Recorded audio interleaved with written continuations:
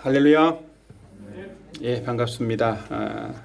코로나의 환경들 속에서 오늘도 제가 집에서 오다 보니까 여기 서울의대병원에 코로나 검사를 위해서 줄 서 있는 사람들이 거의 한 100m 이상 사람들이 쭉 서 있더라고요.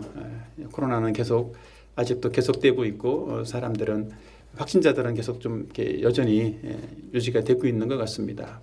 코로나에도 유의하시고 또 환절기이기 때문에 건강에도 유의하시는 여러분들이 되시길 바랍니다. 그래서 저와 여러분의 모든 삶과 가정 속에서 정말 하나님의 보호하심과 인도하심이 충만하게 있기를 예수님의 이름으로 축원합니다.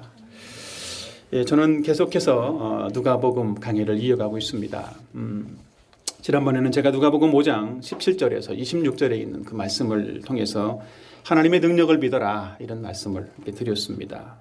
그래서 중풍병자와 친구들의 믿음에 대해서 제가 말씀을 드리면서 첫째로는 중풍병자와 친구들은 예수님이 하나님이심을 믿고 포기하지 않는 그런 믿음을 가지고 나갔다라는 사실들을 함께 나누었습니다. 또 두 번째로는 바리새인들은 또 자신들의 기준을 가지고 예수님의 능력을 제한했기 때문에 예수님을 믿지 못하는 그런 사람이 되었다라는 사실들도 제가 나누었습니다. 또 세 번째로는 중풍병자와 친구들은 하나님의 전능하신 능력을 믿음으로 죄사함을 받고 또 중풍병자도 고침받게 되는 그런 결과가 나타났다라는 사실들에 대해서 말씀을 드렸습니다.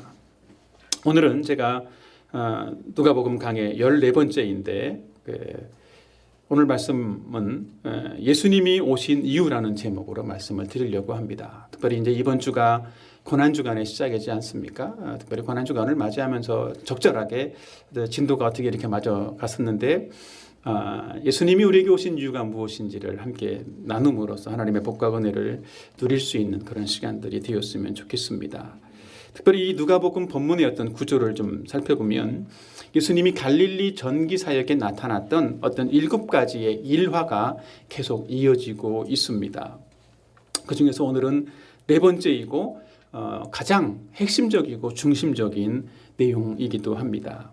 이 일화에는 예수님이 오신 이유가 무엇인지를 분명하게 말씀을 하고 있고 또 그것과 연결되어져서 그 뒤에 나오는 다른 어떤 일화들을 예수님이 오신 이유와 함께 연결해서 또 소개하고 있기도 하기 때문에 이 오늘 본문은 7가지의 이 에피소드 중에서 가장 중요한 것이라고 말할 수도 있을 것 같습니다.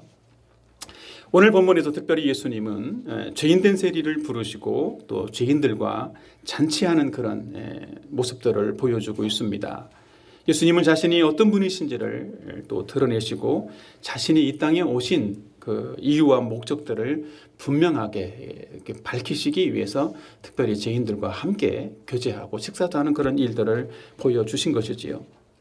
예수님은 죄와 사망에 거하고 있는 그런 자들을 부르러 오신 것입니다. 그리고 그들로 하여금 구원의 기쁨과 또 그 생명의 풍성함을 누리게 하시고 또 새로운 삶을 살 수 있도록 이끌어 주시기 위해서 오신 분이라는 사실들을 말씀해 주고 있습니다. 오늘 본문에서는 특별히 예수님이 죄인된 세리 그 레위라고 하는 한 사람을 부르시는 모습을 이렇게 그려주고 있습니다. 바로 이것은 죄인된 레위를 부르시는 것은 바로 죄인된 우리를 부르시기 위해서 오셨다라는 사실들을 보여주는 것입니다.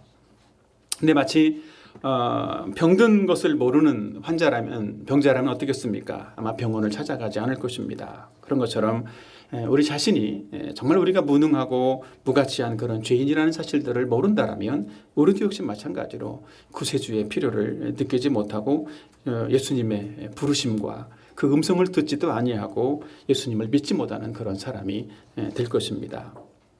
그래서 저는 오늘 이 본문의 말씀을 가지고 함께 말씀을 나누면서 본문을 통해서 죄인을 부르러 오신 예수님을 함께 오늘 이 시간에 소개를 해드리려고 합니다. 그래서 이 본문을 통해서 우리 각자가 우리가 얼마나 죄인인지 우리의 죄인됨도 또 깨닫고 또 예수님이 주시려고 하시는 하늘의 복과 은혜가 무엇인지를 누리고 그 구원의 기쁨과 즐거움을 어떻게 하면 누려갈 수 있을지 그런 부분들도 함께 살펴보려고 합니다. 그리고 더 나아가서는 우리가 예수님을 믿고 따르는 사람으로서 어떤 삶을 살아야 하는지, 어떤 새로운 삶이 우리에게 펼쳐져 있는지 그런 사실들을 함께 나누려고 하는 것입니다. 사랑하는 여러분, 오늘 이 말씀을 통해서 예수님이 오신 이유, 특별히 이 말씀에 함께 집중함으로써 우리 자신이 예수님의 부르심에 우리는 어떻게 반응해야 할 것인지, 또 우리는 예수님 안에서 어떻게 즐거워하고 어떤 풍성함을 누릴 수 있는지, 또 우리는 이전과는 전혀 다른 어떤 새로운 삶을 살아야만 하는지 그런 부분들을 함께 배우고 깨닫는 소중한 그런 시간이 되기를 예수님의 이름으로 축원합니다. 자, 오늘 예수님이 오신 이유, 첫 번째 말씀은 첫 번째 대지는 예수님은 죄인을 부르러 오셨다라고 하는 것입니다. 예수님은 죄인을 부르러 오셨다. 본문은 예수님이 죄와 사망 가운데 살아가고 있는 한 사람을 부르러 오셨다라는 사실들에 대해서 말씀을 하는 것으로 시작을 하고 있습니다. 첫 번째 소지입니다. 예수님은 죄인을 불러 회개시키러 오셨다라고 하는 것입니다. 다 같이 한번 본문 누가복음 5장 27절 말씀을 같이 한번 보도록 할까요? 다 같이 시작. 레이라 하는 쇠가 세관에 앉아 있는 것을 보시고, 본문은 짧게 제가 그 다른 부분들은 빼고 이 부분만 캡처를 해놨는데, 이 본문에 보면 어떤 사람이 나오나요? 세리라고 하는 직업을 가진 한 사람이 등장을 합니다. 그죠? 이 당시 가버나움에는 이 가버나움이라는 이런 지역 자체가 지금 이곳이 이제 예수님이 사역했던 곳이 갈릴리 지역의 가버나움인데, 이 가버나움 지역은 다메섹이라고 하는 지역과 또 갈릴리 해안을 연결하고 있는 중간에 있는 그런 길목 역할을 하는 도시였습니다. 그렇기 때문에 무역을 위해서 소위 말해서 이제 그 갈릴리 바다에서 나오는 수산물도 있지 않겠습니까? 그것들을 이제 육지로 이동을 하는 이동 통로가 여기였고, 또 갈릴리 사람들은 맨날 고기만 먹고 살 수는 없지 않습니까? 채소도 먹어야 되고 뭐 이렇게 양식도 먹어야 되는데, 그런 농산품 같은 경우 그것들을 또 갈릴리 사람들에게 운반해 주는 그런 일들을 하기 위해서 반드시 지나가야 되는 통로가 바로 이 가버나움이었다라는 거죠. 그래서 그 가버나움 지역에 만들어진 그 통관세를 받을 수 있는 적절한 그 장소에 만들어진 것이 또 세관이었습니다. 그러니까 세를 받으려면 어떻게 해야 됐습니까? 길이 많은데 그 중에 하나를 선택해서 세관을 만들어 놓으면 안 되겠죠. 원수는 내 너머다리에서 만나는 것처럼 반드시 외길에 만들어 놔야 어느 누구도 빠져나가지 못하고 반드시 세금을 지불하고 나갈 수 있는 것이겠죠. 그래서 그 길은 갈릴리 해변으로 오가고 있는 그 모든 사람들이라면 사실은 그 길을 지나다녀야만 했던 그런 통로이기도 한 것입니다.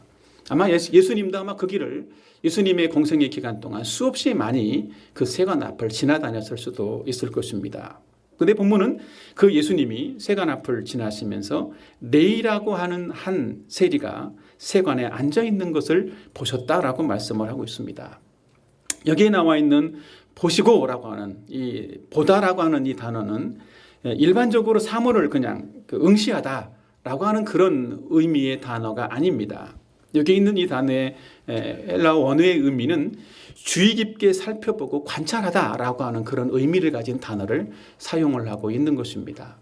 그러니까 예수님이 레위를 보실 때 레위가 어떤 사람인지 어쩌면 오갈 때마다 저 사람 뭐 하는 사람이야? 저 사람이 어떤 사람일까? 그렇게 늘 관심을 가지고 지켜봤던 그런 사람이라고 하는 거지요. 예수님은 세리의 어떤 모습을 주의 깊게 또 살펴보셨겠습니까? 바로 예수님은 죄인을 구원하러 오신 분이시기 때문에 레위의 그 한 사람으로서 그 레위의 죄인됨을 예수님은 보셨던 것입니다. 당시 세리들은 로마 권력의 어떤 앞잡이로서 유대인들, 특별히 유대 동족들에게 정말 과도한 어떤 혈세를 거두면서 자신의 배를 채웠고, 그렇기 때문에 많은 유대인들에게 마치 그 죄인의 대명사처럼 불림받았던, 여겨졌던 그런 사람이기도 합니다. 또 그리고 당시의 세리들은 많은 재물로 또 행복을 얻을 수만 있다면 우리의 동족으로부터 그런 온갖 멸시와 모욕을 당하는 것들도 내가 불사하겠다라는 그런 마음들을 가지고 있었던 그런 사람이기도 한 것이지요. 그러나 예수님은 그 세리가 여전히 그런 자기에게 가지고 있는 많은 어떤 돈을 가졌음에도 불구하고 여전히 행복하지 못한 그 레위의 모습을 예수님은 보셨다라는 것입니다. 여러분, 우리도 마찬가지일 수가 있습니다. 세상에서 행복을 찾기 위해서 우리가 추구하는 것들이 얼마나 많이 있습니까? 물질도 있고 명예도 있습니다. 우리는 그런 것들을 쫓아가지 않습니까? 그런데 그런 것들을 따라가다 보면 우리는 어떻게 될까요? 영적인 것과는 점점 멀어지게 되어 있는 것이지요. 그리고 눈앞에 있는 것만을 따라가다 보면 영원한 것에는 점점 멀어지고 영원한 것들을 생각할 수조차도 없는 그런 사람이 되어지고 마는 것입니다. 예수님이 세상의 것으로 정말 행복을 추구하려던 이 세리를 찾아오신 것처럼 예수님은 오늘날 눈앞에 있는 행복과 또 세상의 것에 마음을 빼앗겨 있는 우리 자신들의 모습을 보시고 우리의 모습을 또 우리를 구원하시기 위해서 예수님은 오셨다라고 하는 것입니다. 더 나아가서 예수님은 자신의 죄인된 모습을 깨닫고 있는 죄인을 불러서 회개시키기 위해서 오셨다라고 하는 것입니다. 오늘 본문에 있는 중요한 핵심 구절입니다. 누가복음 5장 31절, 32절을 다 같이 한번 보도록 하시겠습니다. 집에서 스크린으로 보고 있는 분들도 고개를 드시고 다 같이 한번 한 목소리로 같이 읽어보도록 하겠습니다. 다 같이 시작.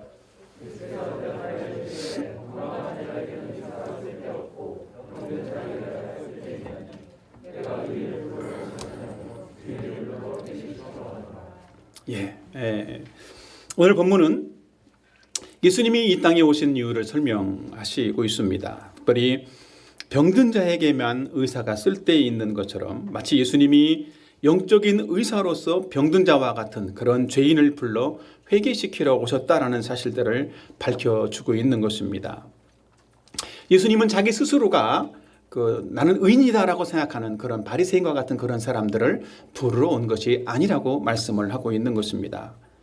정말 자기 자신이 죄인인 것을 깨닫고 애통하고 정말 구세주의 필요를 느끼는 사람, 그런 죄인들을 불러서 회개시키기 위해서 오셨다라는 것입니다. 사랑하는 여러분, 예수님은 죄인을 불러서 회개시키러 오신 줄로 믿으시길 바랍니다. 우리는 하나님 앞에서 죄인인 자임을 깨닫고 또 하나님의 구원을 바라는 그런 사람들이 되어야만 하는 것입니다.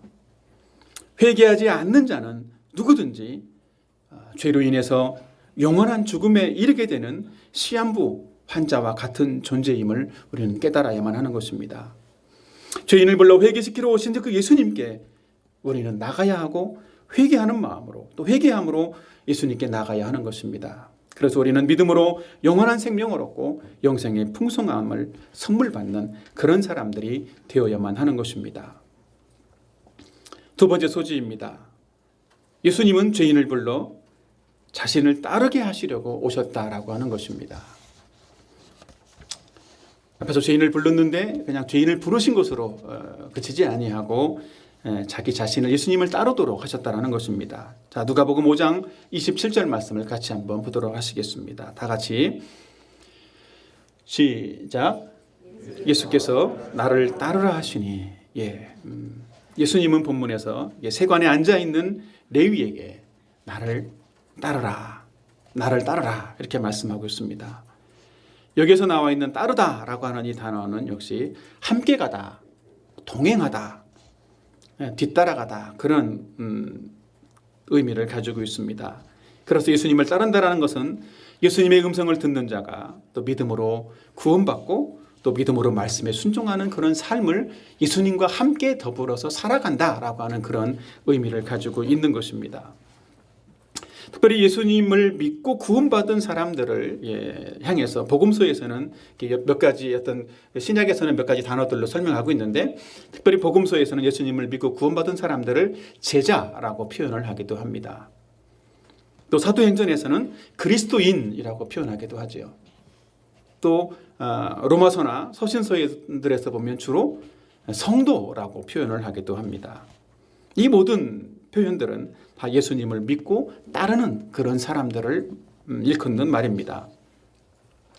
세간에 앉아있던 이 세리 레위도 나를 따르라고 하는 예수님의 이 부름을 받고 예수님의 12제자 중에 한 사람이 되어져서 예수님을 따르는 사람이 되었습니다. 이 사람이 누구일까요? 레위라고 하는 사람, 세리 마태입니다. 이 사람이 마태복음의 기록자인 것이지요. 이 레위라고 하는 이름은 히브리식 이름입니다. 그리고 마태라는 이름은 헬라식 이름이라고 합니다. 어쨌든 이 레위는 예수님의 제자가 되어져서 마태복음까지 기록을 한 그런 사람이 되었습니다. 그래서 이 레위는 죄인된 자신을 향해서 나를 따르라고 부르시는 그 예수님의 부름이 얼마나 감격스러웠고 기뻤는지 즉각적으로 예수님을 따르는 사람이 되었다고 하는 거죠. 자, 누가복음 5장 28절 말씀을 같이 한번 보도록 할까요? 이 레위의 반응입니다. 다 같이 시작. 그가 모든 것을 버리고 예수님의 부르심을 받고 예수님을 따랐던 이 레위의 반응을 좀 제가 세 가지로 한번 번호를 매겨봤습니다. 첫 번째 어떨까요? 첫 번째는 망설임 없이 모든 것을 버려 두었다라는 것입니다. 두 번째로는요, 그 자리를 떠나기 위해서 즉시 일어난 거죠. 세 번째로는 지체 없이 예수님을 따랐습니다. 레위는 예수님의 부르심을 받은 후에 어쩌면 세리로서 보장된, 때로는 안정된 그런 모든 경제적인 모든 안정들을 다 버렸다라고 하는 것이지요. 그리고 예수님을 즉시 따랐다라는 것입니다. 특별히 레위는 자신의 문제가 무엇인지를 깊이 알고 있었던 그런 사람이었습니다. 그래서 죄인으로 살던 자기 자신의 삶을 미련 없이 버려두고 예수님을 따를 수가 있었던 것입니다. 또한 레위는 그동안 어떤 사람에게도 인간 대접을 받아오지 못했던, 인간 대접을 받아본 적이 한 번도 없는 그런 죄인인데도 불구하고 예수님께서는 자기를 정죄하지 않고 사랑으로 받아주시는 그런 것들을 보면서 예수님은 내 인생의 모든 것들을 다 잃어버린다고 할지라도 예수님 없이는 한순간도 살 수 없구나, 그런 마음으로 예수님을 따르게 되었다는 것입니다.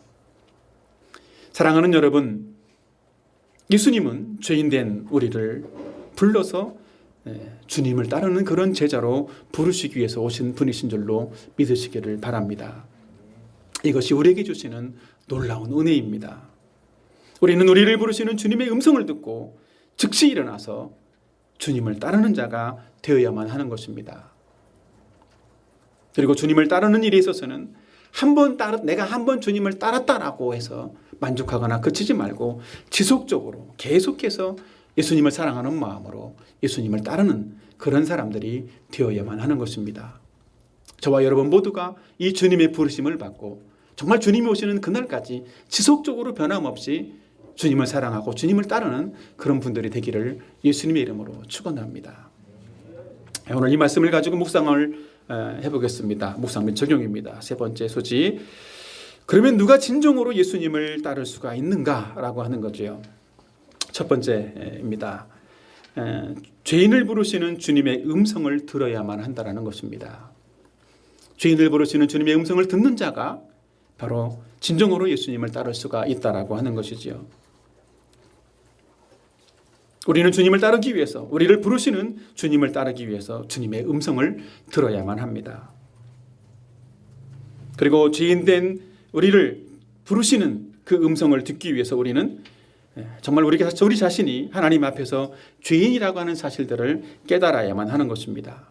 우리 자신이 하나님을 떠난 죄인이고, 우리 자신이 내 마음대로 살면서 바로 나 자신이 주인 되어 살아왔던, 그래서 하나님을 거절하며 살아왔던 죄인이라는 사실들을 깨달아야만 하는 것입니다.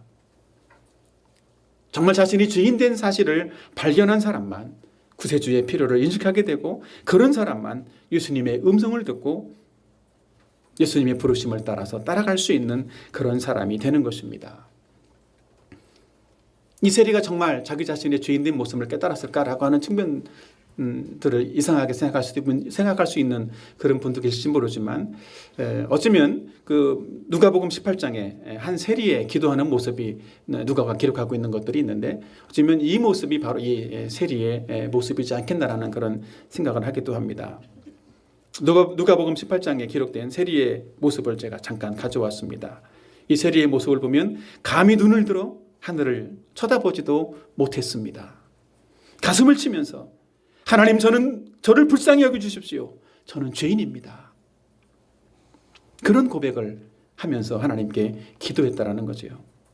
이 레이도 세리로서 자신의 죄를 깨닫고 애통하는 그런 사람이었을 것입니다. 우리도 하나님 앞에서 하나님의 은혜가 아니면 아무것도 할 수 없는 무능한 죄인이라는 사실들을 깨닫고 예수님께 나가서 회개하고 믿음으로 영원한 생명과 풍성한 그런 삶을 받아 누리는 그런 사람들이 되어야만 하는 것입니다. 제가 이 그 세리마태의 어떤 부르심에 대해서 좀 인터넷을 찾아보다가 하나 발견한 어떤 것이 있었는데, 그 성마태의 부름이라고 하는 그림 작품이었습니다. 제가 그림 작품을 가져와서 하는 건데, 나중에 한번 찾아보시죠. 보면 핸드릭 테르부르그헨이라는 사람이 1621년에 마태를 부르시는 그 부르심에 대한 그림을 작품으로 남겨놓은 게 있더라고요. 근데 예수님을 따르도록 부름받은 마태가 자기 자신인지를 확인하면서 이 검지손가락을 자기 자신을 향해서 이렇게 표현하고 있는 그런 그림을 보여주고 있습니다. 그러니까 마태도 내가 죄인인 줄 알았지만 죄인된 나를 정말 예수님이 부르실까, 그래서 예수님이 마태야, 레이야, 나를 따르라 할 때 저요? 이러고 반응했다라는 거예요. 얼마나 감격스러웠습니까? 마치 마태는 정말 놀란 얼굴로 예수님 앞에 자기 자신을 가르치면서, 아니 나 같은 사람도 주님이 부르십니까? 라고 하는 그런 마음으로 예수님께 반응했다라고 하는 거죠. 사랑하는 여러분, 아직 예수님을 만나보지 못한 분이 있다라면, 그래서 정말 인생의 갈증 속에서 살아가고 있는, 정말 목말라 하는 그런 분이 혹시 있습니까? 그렇다면 자신의 문제를 해결하기 위해서 무엇인가 더 열심히 노력하기보다는 오히려 겸손히 예수님 앞에 나가서 자기 자신의 죄인된 모습을 인정하고 또 회개하고 예수님의 그 부르심 앞에서 구원의 은혜들을 받아 누리는 그런 분들이 되기를 바랍니다. 예수님께서 여러분을 부르시고 정말 참으로 여러분들에게 구원의 은혜를, 풍성함을 선물로 주실 줄로 믿습니다. 두 번째입니다. 세상을 살아가는 모든 것을 버려놓고 주님을 따라야 한다는 거지요. 묵상 두 번째입니다. 세상을 사랑하는 자기 자신의 모습, 그것을 내려놓지 않으면 주님을 따를 수가 없다라고 하는 것입니다. 예수님은 죄인을 불러 회개시키러 오셨다라고 했는데, 예수님의 부르심을 받은 사람은 마치 이 세리처럼 모든 것을 버려두고 주님을 따라야만 하는 것입니다.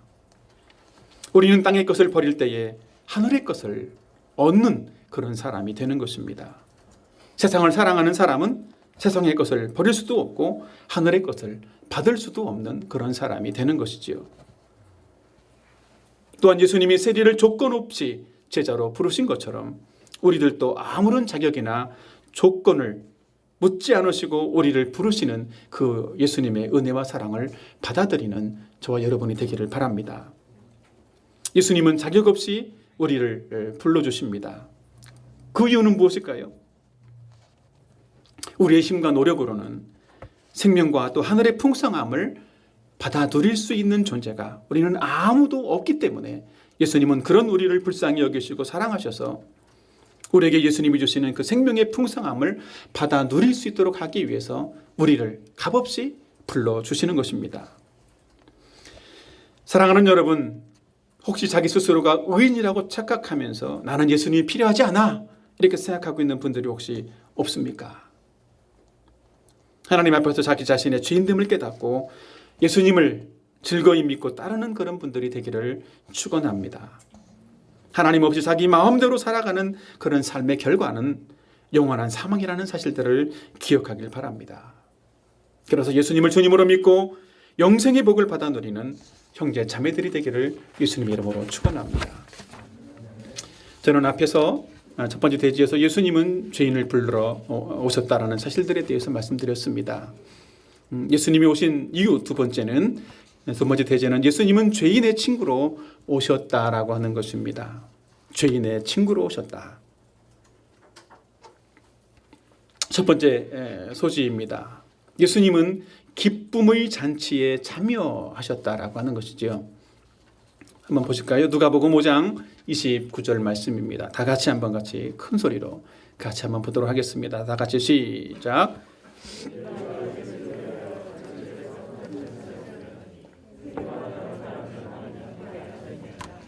예. 예수님의 부르심을 받고 따르게 된 레위는 예수님을 위해서 자기 집에서 잔치를 벌였다라고 기록을 하고 있습니다. 이 레위는 예수님을 만난 그 기쁨, 그 만족 때문에 내가 예수님의 부름을 받고 이제 구원받은 사람이 되었구나라고 하는 그 마음 때문에 기쁨과 감사의 표시로 예수님을 자기 집으로 모셔서 잔치를 베풀었다라는 거예요. 그리고 그 잔치에서 레위는 예수님뿐만 아니라 다른 자기의 친구들을 함께 불러서 함께 그 구원의 기쁨을 다른 친구들과 함께 나누었다라고 하는 것입니다. 원래 유대인들의 사고방식 속에서는 그렇다고 합니다. 이방인들이나 죄인들과 한 식탁에서 먹고 교제하는 것은 다 죄로 금지되어 있었습니다.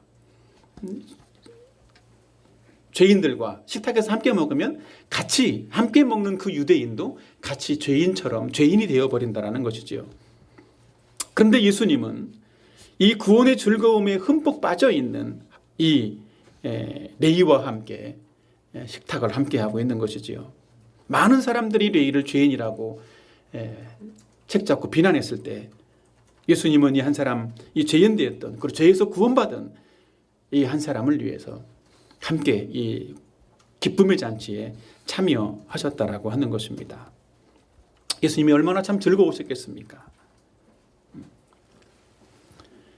우리도 이 예수님을 믿고 구원받은 사람이라면 마치 우리의 마음속에 늘 이 잔치와 같은, 항상 잔치하는 마음으로 구원의 즐거움을 누리는 그런 사람들이 되어야만 하는 것입니다. 구원받은 우리가 말씀 보고 기도하는 일들을 하면서 의무감에 억지로 할 수가 있겠습니까? 그것은 주님과 교제하는 일들이고 마치 주님과 식사 교제하는 것처럼 행복하고 즐거운 시간인 것이지요. 그러면 기대가 되어야 되죠. 그죠? 그렇게 될 때 주님도 함께 즐거워하시고 또 우리에게 풍성한 즐거움을 또 더해 주시는 줄로 믿습니다. 사랑하는 여러분, 구원받은 사람의 마음에는 항상 기쁨의 잔치가 벌어지고 예수님께 받은 은혜에 대해서 감사하는 마음들이 넘쳐야 하는 줄로 믿습니다. 이 사실을 기억하고 항상 구원의 감격과 기쁨 가운데에 늘 마음의 잔치를 벌리며 매일의 삶에서 만나는 모든 사람들에게 구원의 즐거움을 함께 나눌 수 있는 저와 여러분이 되기를 주님의 이름으로 부탁드립니다. 두 번째 소지입니다. 두 번째는 예수님은 세리와 죄인들의 친구로 즐거워하셨다는 것입니다. 레위의 잔치에 참여하신 예수님이 다른 세리들과 또 다른 죄인들과도 친구가 되어주셔서 즐거워하셨다는 것이지요. 자, 누가복음 5장 30절 말씀을 다 같이 읽도록 하겠습니다. 함께 보실까요? 다 같이 시작.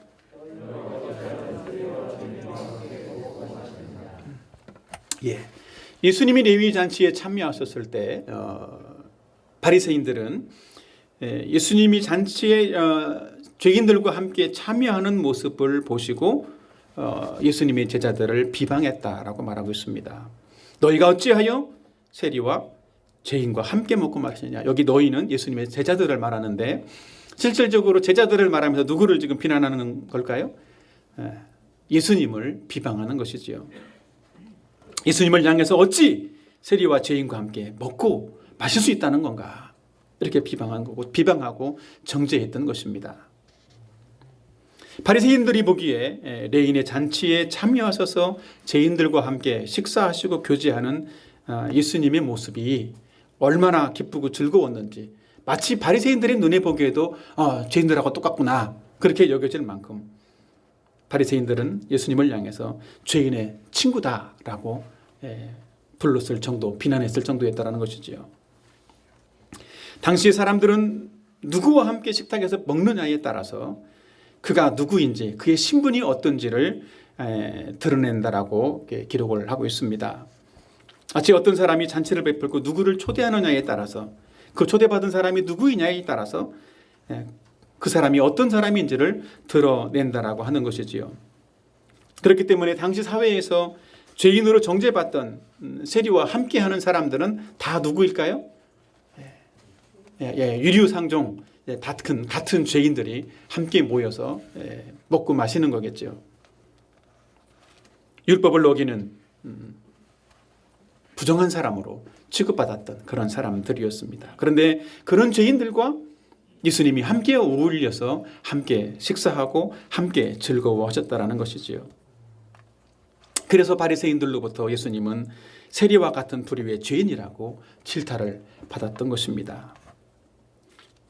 그런데 참 놀라운 일은, 바리새인들이 잊고 있었던 또 하나의 놀라운 일은 뭐냐면, 예수님과 죄인들을 향해서 비방하고 있는 자신들의 모습에 대해서 정말 하나님이 기뻐하지 않을 수도 있다는 생각을 꿈에도 하지 않았다는 것입니다. 자기 자신은 꽤나 의롭고 올바른 것처럼 생각을 한 것이지요. 우리도 그럴 수 있습니다. 우리도 바리새인들처럼 사람을 외모로 판단하거나 정죄하지 않아야 하는 것입니다. 우리는 예수님처럼 바로 죄인들의 친구가 되어 주어야 합니다. 우리는 사람을 차별하지 말고 친구로 되어주고 사랑하는 그런 사람들이 되어야만 하는 것입니다. 사랑하는 여러분, 예수님은 죄인들의 죄를 해결해 주기 위해 찾아오신 분이십니다. 그래서 당시에도 세리와 죄인들의 친구로서 함께 교제하고 함께 즐거워하셨습니다. 그리고 그 예수님은 지금도 죄인된 우리를 불러서 친구가 되기를 원하시는 분이신 줄로 믿습니다.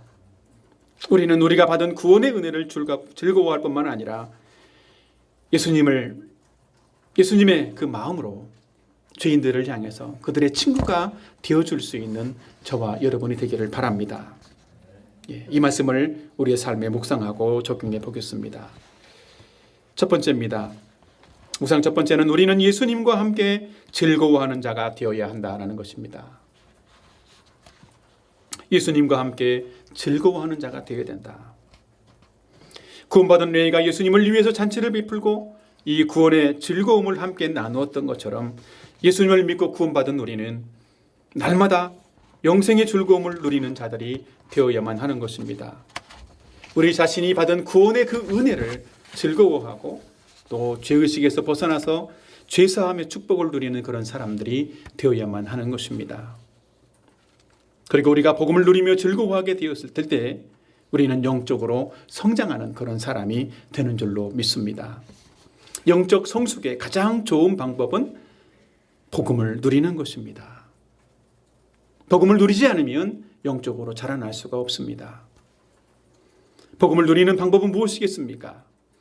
예수님이 나를 보시는 것처럼 예수님이 나를 보시는 그런 시야로 나 자신을 보고 즐거워하는 것입니다.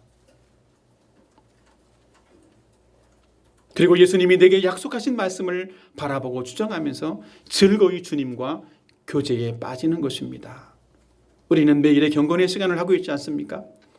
우리는 매일의 경건의 시간을 통해서 자신이 받은 구원을 즐거워하는 그런 시간이 되었으면 좋겠습니다.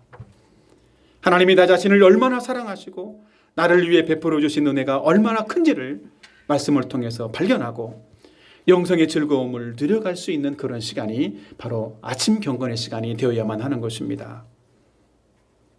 그렇게 하다 보면 예수님께서 우리를 위해서 이루어 주신 그 은혜의 시야로 계속해서 자기 자신을 바라보게 되고 복음을 누리면서 점점 영적으로 견고해지고 성장해가는 자기 자신을 발견하게 될 줄로 믿습니다. 사랑하는 여러분, 예수님을 믿고 예수님과 생명의 교제를 나누면서 구원의 즐거움을 누리는 저와 여러분이 되기를 바랍니다.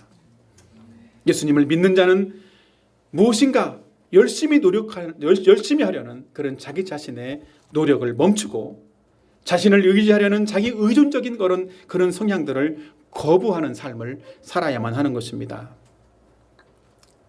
그리고 오직 우리를 의롭게 하신 예수님의 의를 의지하고 우리가 의지해야 될 대상을 오직 예수님과 성령님으로 바꿔가고 날마다 구원의 기쁨을 즐거워하는 그런 삶을 살아가는 사람들이 되어야만 하는 것이지요.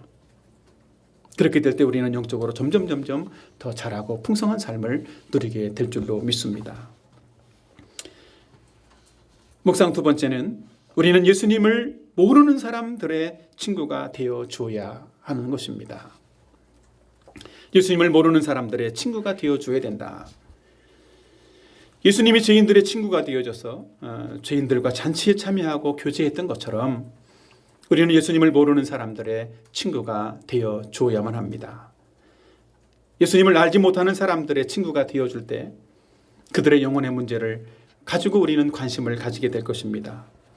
그리고 우리는 예수님을 알지 못하는 그들에게 우리가 누리는 이 생명의 풍성함을 나누어 줄 수 있는 자가 될 수 있을 것입니다. 죄인된 우리를 찾아오신 예수님은 지금도 예수님을 만나지 못한 수많은 사람들을 찾아서 구원하기를 원하십니다. 우리는 예수님을 믿기 전에 예수님을 믿지 않는 우리 주변에는 상당히 비그리스도인들이 참 많았지 않았습니까? 그죠? 근데 우리가 예수님을 믿고 나면서부터 점점 우리의 주위에는 예수님을 믿는 사람들로 사람들이 많이 채워지기 시작을 했던 것 같습니다. 우리가 예수님을 믿고 그리스도인들과 교제하는 것 참 중요합니다.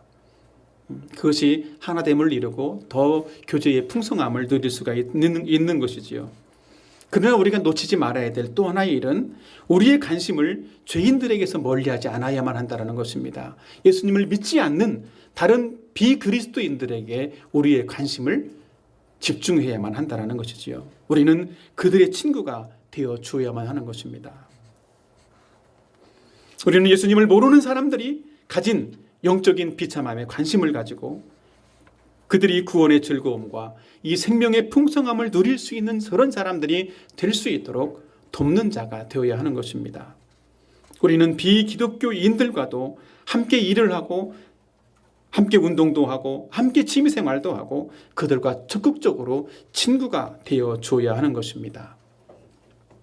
요즘 제가 이 말씀을 준비하면서 한 가지 마음에 와닿았던 요즘 제가 관심 있는 것 중에 하나가 어떻게 하면 이 세상에 예수님을 모르는 비기독교인들에게 복음을 더 효과적으로 더 잘 전할 수 있을까라는 그런 관심이 제게 참 많이 생겼는데 요즘 이제 혹시 G세대라고 혹시 들어보셨습니까?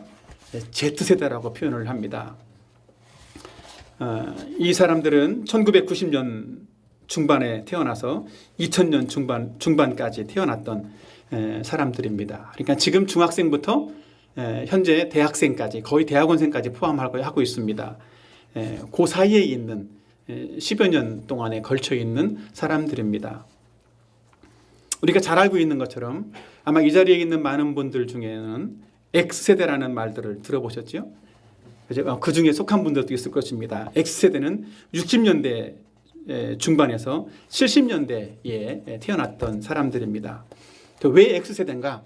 정체성이 없어서 없다, X 이래서 X세대입니다. 근데 이 사람들은 이 사람들을 일컬어서 삐삐세대라고 표현을 하죠. 아날로그에서 디지털로 바뀌어지는 과도기적인 그런 시대에 살았던 사람들입니다. 삐삐 구경도 못 하신 분들이 있더라고요. 예. 그리고 그 다음 세대가 있습니다. 80년대에서 90년대 중반에 태어났던 사람들. 이 사람들은 Y세대입니다. X 다음에 Y여서 그런가 그랬는데 상당히 긍정적이어서 뭐든지 yes 그래서 Y세대라고 표현을 했답니다. 이들을 향해서 스마트폰 시대라고 표현하기도 합니다. 그리고 그 뒤에 태어난 아까 Z세대 90년대 중반에서 2000년 중반에 태어난 사람들은 이들은 태어나면서부터 IT 기술을 접한 소위 말해 디지털 네이티브라는 것입니다. 그래서 Z세대라고 표현을 합니다. 그래서 Z세대가 무슨 의미인가? Z 이것이 뭔가를 제가 찾아보다가 보니까 의미가 없답니다. 그냥 X, Y, Z 감이니까 그냥 그렇게 했다. 다음에는 뭐가 나올지는 모르겠습니다. 근데 어쨌든 이 Z세대의 절반은 우리가 만나고 있는 대학생들입니다. 그리고 절반은 아직도 지금 중학생과 고등학생에 편제되어 있고 앞으로 5년 후에는 5, 6년 후에는 이들이 다 20대 전체를 20살부터 29살, 30살까지 전체를 다 메꾸어 갈 수 있는 그런 사람들입니다. 제가 이 시대의 사람들에 대한 어떻게 이 사람들에게 전도할 수 있을까? 이 사람들의 특징은 무엇인가? 이것들을 논문으로 발표한 게 있더라고요. 그래서 제가 그걸 잠깐 좀 가지고 나왔는데 이 사람들의 유형이 있습니다. 특징. 디지털 유형에 민감하고 텍스트보다는 이미지와 동영상을 통해서 지식 습득이 빠르고 온라인으로 많은 경험들을 했기 때문에 오프라인 체험을 원한답니다. 그런데 구매는 온라인으로 다시 가서 구매를 한답니다. 그리고 지배받는 것을 싫어하고 정형화된 것이나 완벽한 것들보다는 어설프고 좀 독특한 것들을 그런 개성 있는 것들을 추구한답니다. 그리고 타당성의 평가를 과학적인 근거에 두는 세대라고 합니다.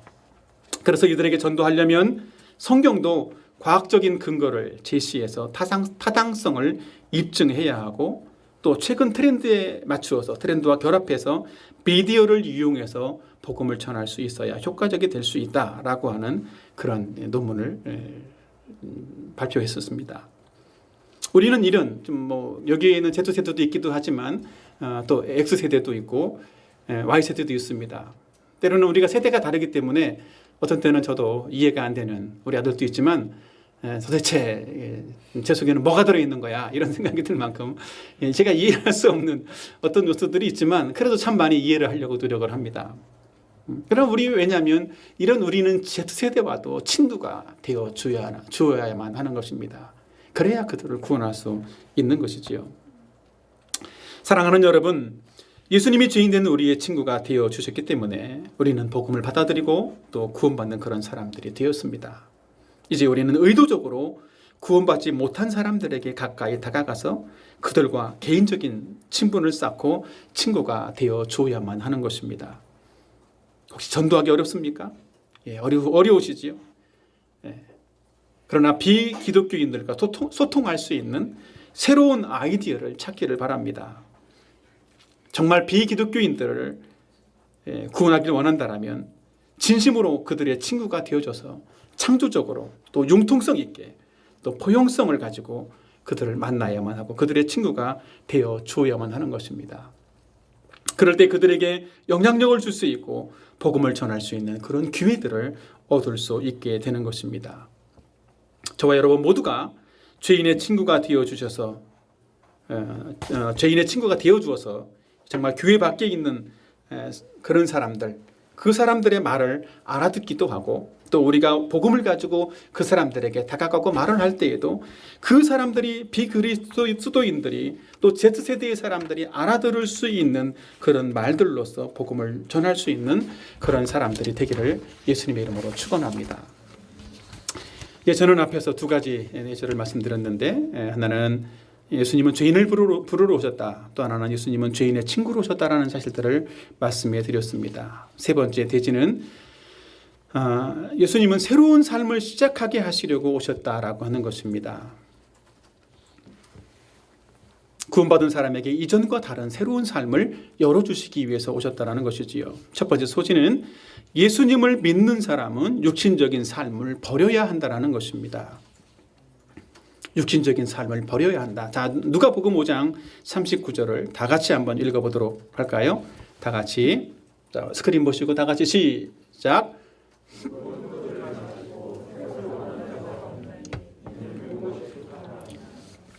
잔치에서 바리새인들과 예수님과의 어떤 대화했던 그런 내용들 중에 하나입니다.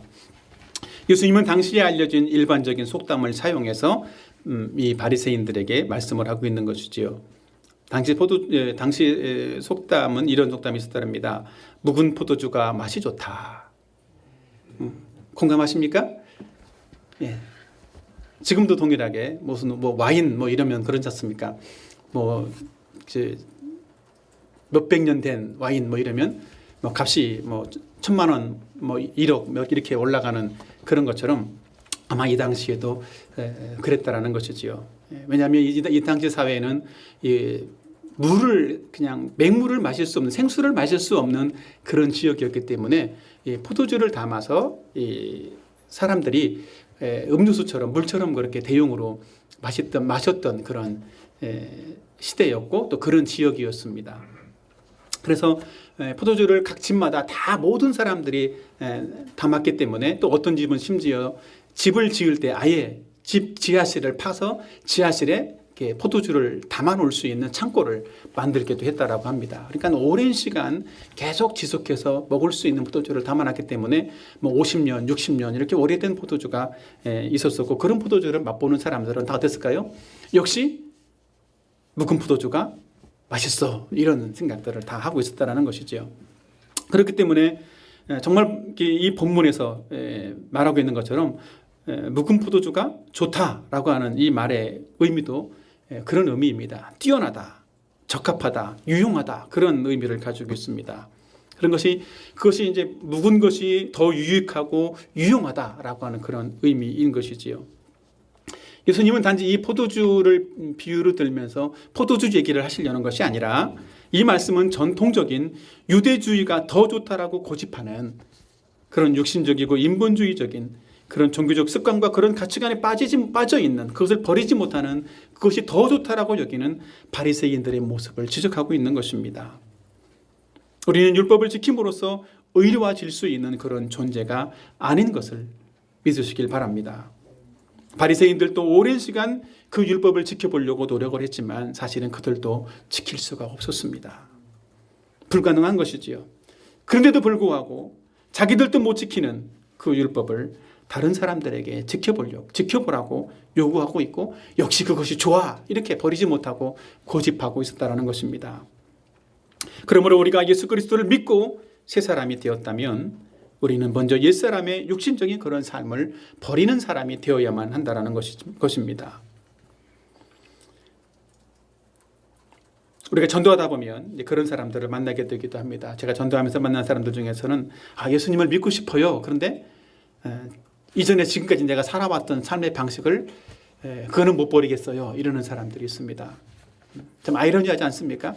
그거를 버려야 이 정말 구원받고 새로운 어떤 삶을 살 수 있는데 그렇지 못한다라는 것이지요. 사람들도 그렇습니다. 그것이 익숙하고 그것을 떠나는 것이 그것을 버리는 것이 뭔가 내 인생에서 큰 어떤 위험을 당할 것처럼 생각을 하고 있는다라는 것이지요. 사랑하는 여러분, 육신적인 삶과 율법적인 태도를 버리고 이 복음에 합당한 삶을 살아가는 저와 여러분들이 되기를 바랍니다. 옛 것을 버려야만 새 것을 얻게 될 수 있습니다. 저와 여러분 모두가 스스로를 의롭게 되려는 그런 자기 자신의 옛 습성과 가치관을 버리고 예수님이 주시는 새롭고 풍성한 그런 삶을 살아가는 분들이 되기를 예수님의 이름으로 부탁드립니다. 두 번째 소지입니다. 두 번째 소지는 예수님을 믿는 사람은 새로운 삶의 스타일을 추구해야만 한다는 것입니다. 계속해서 한번 보시지요. 누가복음 5장 36절 37절입니다. 다 같이 한번 보겠습니다. 다 같이 시작.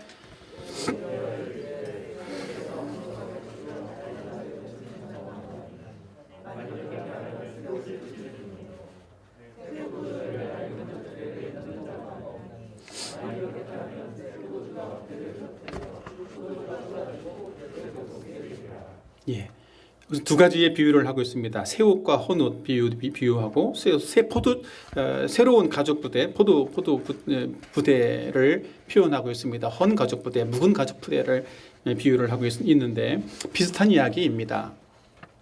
여기서 낡은 옷은 새 옷과 비교를 한다면 그 당시의 옷들은 배옷으로 지어졌기 때문에 새 옷은 옷을 빨면 수축하는 줄어드는 그런 그 속성이 있지 않습니까? 근데 헌옷은 어때요? 어느 정도 이렇게 이제 안정화가 되어졌는데 헌옷이 이렇게 구멍 났다라고 해서 이만큼 떨어졌다라고 해서 새 옷을 사가지고 새 옷에 한쪽을 이렇게 잘라서 헌옷에다가 붙이는 사람이 있겠습니까? 상식적으로 그럴 수는 없다라고 하는 것입니다. 왜냐하면 그렇게 되면 헌옷도 버리고 새 옷도 못 입게 되는 그런 것이 되겠죠.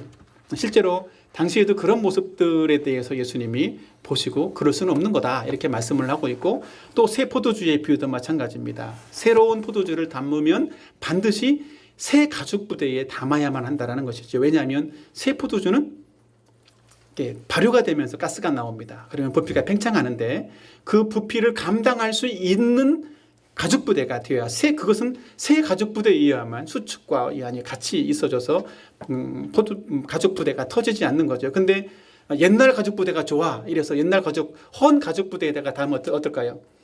팽창이 일어날 때 그 압력을 감당하지 못하고 부대가 터져버린다는 것입니다. 그러면 그 가죽 부대도 터져서 버리고 담아있던 아까운 포도주도 버려버리는 그런 상태가 된다라는 사실들을 말씀을 하고 있는 것입니다. 그래서 새 포도주는 반드시 새 부대에 담아야 된다라고 예수님은 말씀하고 있는 것이지요. 사랑하는 여러분, 예수님을 믿고 구원받은 사람은 바로 죄에서 구원받은 사람입니다. 우리는 죄에서 구원받았기 때문에 더 이상 죄 속에 거하지 않고 하나님의 말씀을 따라서 순종해가는 그런 사람들이 되어야 하는 것입니다.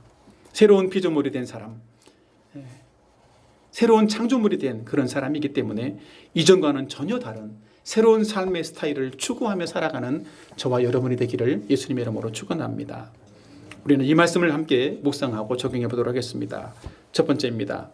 육신의 본성을 따르는 옛사람의 모습을 버려야 합니다. 육신의 본성을 따르는 옛사람의 모습을 버리자라고 하는 것이죠. 한번 생각해 보십시오. 그 병원에 입원했던 환자가 병에서 고침을 받았다라면 어떻게 되겠습니까? 계속해서 병원에 입원하면서 환자복을 입고 나는 이게 좋아 그럴 사람이 있겠습니까? 저도 병원에 입원해 본 적이 있는데 될 수만 있으면 하루빨리 여기 환자복을 벗고 집에 가자. 좀 덜 나았어도 여기 있으면 더 환자되는 것 같아. 이래서 집에 가려고 합니다. 그런 것처럼 예수님을 구세주로 믿는 그런 사람도 마찬가지입니다. 구원받은 사람이라면 이미 신분이 바뀌어진 사람인 것이지요. 사탄의 종이 아니라 하나님의 자녀로 새로운 신분을 가지고 살아가는 사람이 된 것입니다. 그렇기 때문에 우리는 새로운 신분에 맞는 새로운 삶을 살아야만 하는 것입니다. 그래서 우리는 육신의 본성을 따르는 옛사람의 모습을 자백하고 버려야만 하는 것입니다. 특별히 옛사람의 모습은 어떤 모습일까요? 육신의 본성을 따르는 죄성이 요구하는 대로 살아가는 삶입니다. 그리고 열심으로 죄를 짓지 않으려고 노력하는 그런 삶을 살아가는 사람입니다. 열심으로 자기가 죄를 짓지 않으려고 노력하는 사람이라면 어떨까요?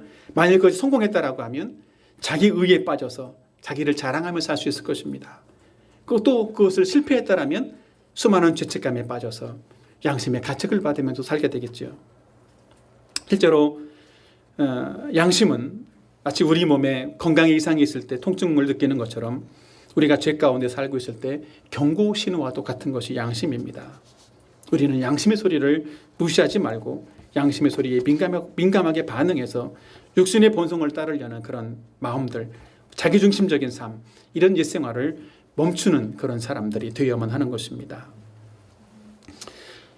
우리는 믿음으로 하나님의 자녀가 되었다면 새로운 신분으로 즐거이 주님을 따르는 그런 사람이 되어야만 합니다. 옛사람과 그 행위를 벗어버리고 새 사람을 입은 자가 될 뿐 아니라 우리는 시시기까지 새로워지는 그리스도의 형상을 닮아가는 그런 사람들이 되어야만 하는 것입니다. 적용 두 번째입니다. 예수님이 기뻐하시는 새로운 스타일을 따라서 살아야만 합니다. 예수님이 기뻐하시는 새로운 스타일의 삶을 살아야 된다는 거죠. 혹시 휘발유 자동차를 구조 변경을 해서 전기 자동차로 바꿨다면 어떻게 되겠습니까? 더 이상 그 차는 주유소에 갈 필요가 있을까요? 네, 더 이상 그 주유소를 간다면 큰일 납니다. 이제는 구조 변경을 했다라면 전기 충전소로 가야만 하는 것입니다. 우리는 육신을 따라 살던 옛사람의 습관과 욕망을 벗어버리고 하나님의 말씀을 따라서 새롭게 옷 입고 거듭난 새로운 삶의 스타일을 추구하면서 살아가는 사람이 되어야만 하는 것이지요. 자, 그렇다면 새로운 삶의 스타일은 무엇이겠습니까? 어떤 것이 새로운 삶일까요? 하나님의 사랑과 은혜로 새 생명을 받고 하나님의 자녀로 새로운 신분을 가진 사람이라는 그런 확신을 가지고 사는 것입니다. 그렇기 때문에 새로운 삶은 자기 자신의 노력과 열심으로 사는 것이 아니라 하나님의 사랑과 은혜를 믿고 의지하면서 살아가는 삶입니다. 하나님의 은혜와 사랑을 의지하는 삶은 바로 십자가를 의지하는 삶이기도 합니다. 아까 말씀드렸던 것처럼 양심의 소리를 듣고 옛사람의 옛생활을 그런 멈추는 수준을 넘어서서 예수님이 십자가에서 우리를 위해서 해주신 우리의 모든 죄를 해결해 주신 그 사실을 믿고 의지하는 것입니다. 또한 더 나아가서 우리를 죄와 사망에서 구원해 주신 예수님의 말씀대로 순종해가는 그런 삶을 사는 것입니다. 우리는 눈앞에 보이는 유익을 따라 살지 아니하고 하나님의 약속대로 우리에게 주실 그 하늘의 유업을 바라보면서 믿음으로 살아가는 삶을 살아야만 하는 것입니다. 그럴 때 예수님이 주시는 풍성함을 우리는 받아들이며 살 수 있게 될 줄로 믿습니다. 사랑하는 여러분, 우리가 살아야 할 새로운 삶은 육신적인 욕심을 추구하면서 사는 그런 삶이 아닙니다. 오히려 하나님의 뜻이 무엇인지를 알고 그 뜻을 좇아서 자신의 뜻을 굴복하며 살아가는 그런 삶입니다. 우리는 예수님을 믿고 거듭난 것으로 만족할 것이 아니라 하나님이 주시는 은혜와 능력을 의지하면서 하늘의 풍성한 복을 받아 누리는 그런 삶을 살아가야만 하는 것입니다. 우리는 우리의 노력과 열심으로 사는 것이 아니라 하나님의 사랑과 또 그 은혜와 십자가를 의지하면서 살아가는 그런 삶을 살아야만 하는 것입니다. 그리고 날마다 성령의 능력과 도우심을 구하면서 하나님이 주시는 영원한 것들을 바라보고 하나님이 주신 영원한 것들을 믿음으로 구하는 그런 생애를 살아가야만 하는 것입니다. 하나님이 저와 여러분을 그런 삶으로 인도하실 것이고 우리가 예수 그리스도를 따르고 즐거이 새로운 삶으로 나가기를 원한다면 우리는 예수님이 약속하신 새롭고 풍성한 삶, 완전한 삶, 그런 즐거운 그런 삶으로 정말 진정한 행복의 삶으로 저와 여러분을 인도해 주실 줄로 믿습니다. 저 여러분 모두가 다 예수님이 주시는 그런 풍성함을 다 받아들일 수 있는 그런 분들이 되기를 예수님의 이름으로 축원합니다. 말씀을 정리하겠습니다. 오늘은 제가 예수님이 오신 이유에 대해서 말씀드렸습니다. 첫 번째로는 예수님은 죄인을 불러 회개시키고 따르게 하시기 위해서 오셨다라는 사실들을 제가 말씀드렸습니다. 두 번째 대지에서는 예수님은 죄인의 친구가 되어서 그들을 구원하기 위해 오셨다라는 사실들을 말씀드렸습니다. 또 세 번째에서는 예수님은 자신을 믿고 따르는 사람들로 새로운 삶을 살게 하시려고 오셨다라는 사실들을 말씀드렸습니다. 오늘 이 말씀을 기억하면서 저와 여러분 모두가 함께 기도했으면 좋겠습니다. 예수님, 저도 주님의 음성을 듣고 주님을 따르는 자가 되기를 원합니다. 저도 구원의 은혜를 누리며 즐거워하고 기뻐하고 저도 죄인들의 친구가 되어져서 다른 사람들과 그 기쁨을 함께 나누는 사람이 되게 해주십시오. 또 제게 주신 새로운 신분과 새로운 삶의 스타일을 소중하게 생각하고 그것을 추구하는 그런 삶을 살게 해주십시오라고 하는 그런 기도를 함께 하고 마치도록 하겠습니다. 같이 기도하겠습니다.